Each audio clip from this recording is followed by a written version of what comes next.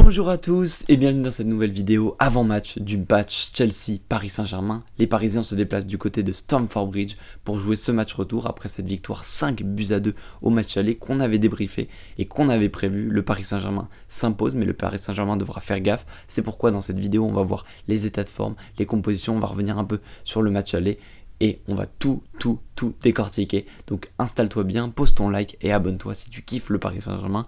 Et on commence directement avec les Parisiens qui vont se déplacer au Bridge et ça rappelle de nombreux souvenirs.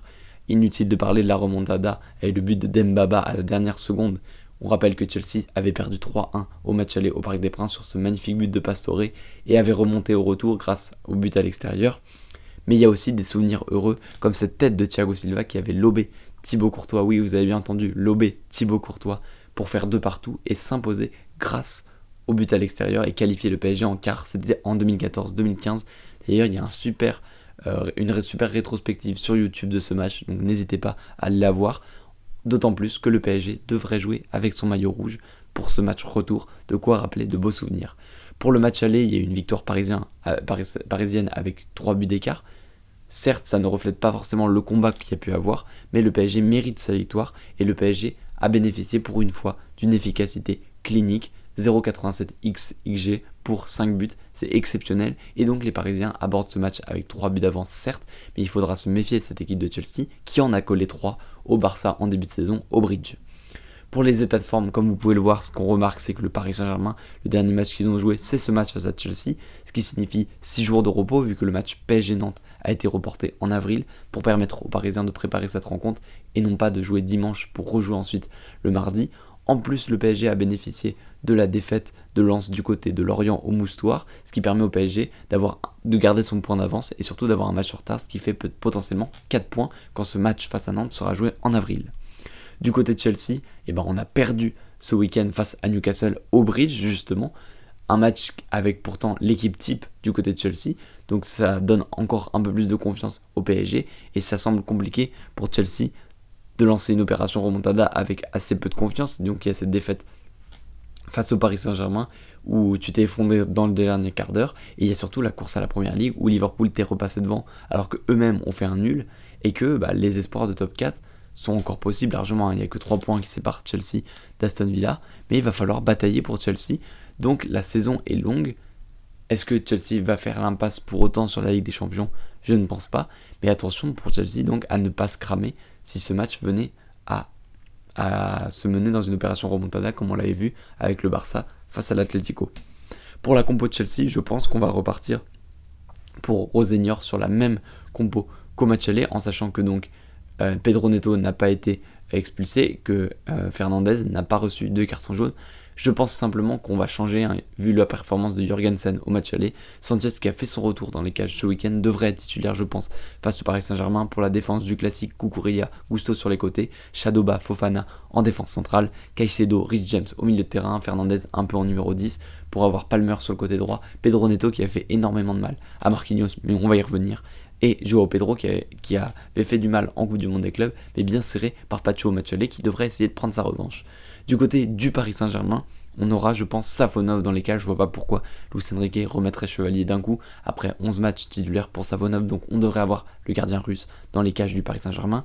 Sur les côtés, ce sera du Nuno Mendes et Hakimi, en espérant que les deux soient en forme et que les deux ne soient pas éreintés par ce match aller qui avait demandé beaucoup aux Parisiens physiquement.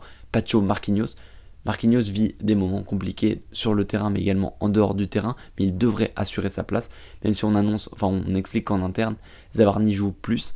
C'est Marquinhos qui reste titulaire dans les grands matchs, Pacho l'accompagnera, on attend un gros match de Pacho pour bien ceinturer Joao Pedro.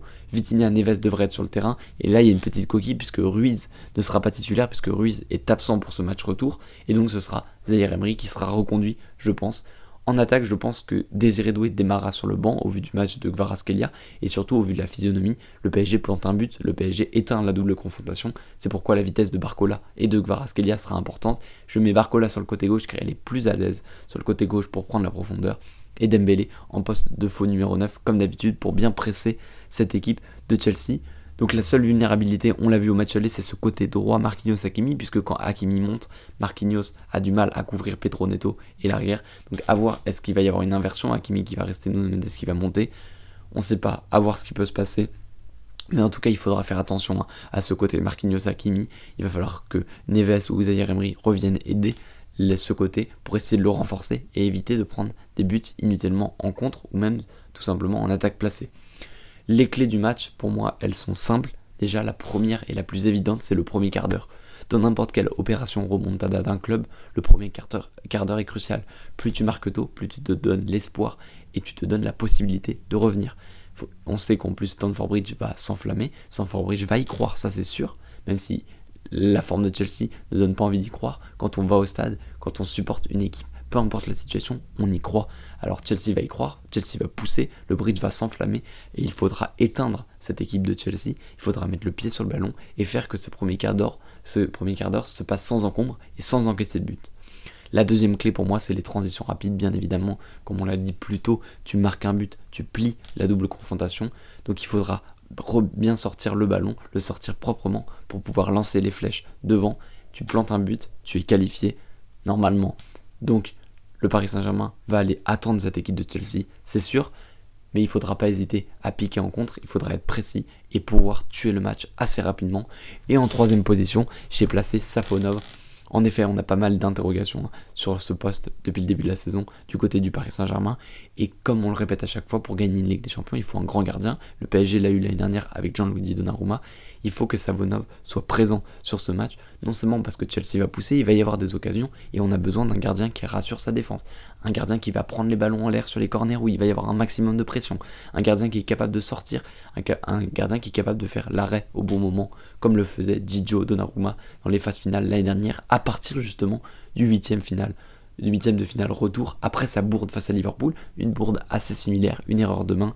Donc je crois en Savonov, on lui fait entièrement confiance, et même si ça avait été Chevalier, on lui ferait confiance.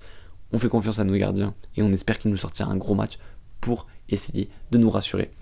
Maintenant, c'est quoi mon prono ? Je vois Chelsea pousser, je vois Chelsea forcément inscrire un but.